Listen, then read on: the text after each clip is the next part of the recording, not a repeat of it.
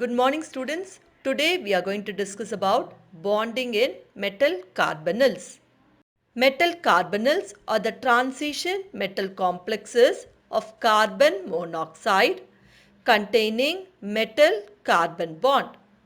In these complexes, carbon monoxide molecule act as a neutral ligand. The first homolectic carbonyl complex that was reported was nickel tetracarbonyl by Mon in 1890.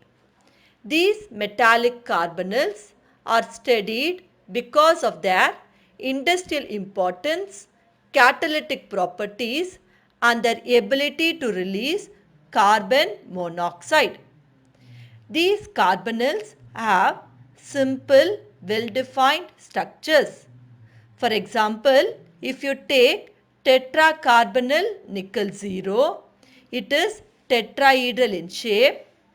Pentacarbonyl iron 0 is in trigonal pyramidal shape, while hexacarbonyl chromium 0 is having octahedral shape.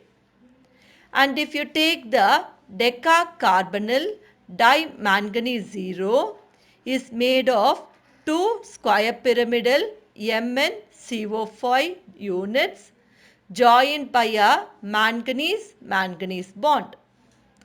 And octacarbonyl dicobalt 0 as a cobalt-cobalt bond bridged by two carbon monoxide groups. Now let's talk about nature of bonding in metal carbonyls. That is, we are going to see why carbonyl ligands act as a good complexing ligand. If you take the metal carbonyls, the bond formed between metal atom and the carbonyl ligand consists of two components. The first component is an electron pair donation from the carbon atom of carbonyl ligand into a vacant d orbital of central metal atom.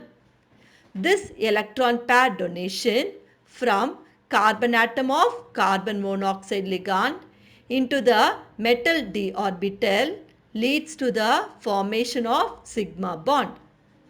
This sigma bond formation increases the electron density in metal d orbitals and makes the metal electron rich. In order to compensate for this increased electron density, the filled metal d orbital will interact with the empty pi star orbital on the carbonyl ligand and transfers the added electron density back to the ligand. The second component is called pi back bonding.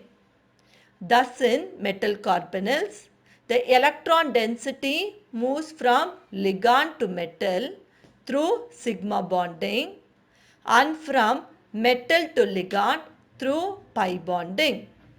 This effect we call it as synergic effect.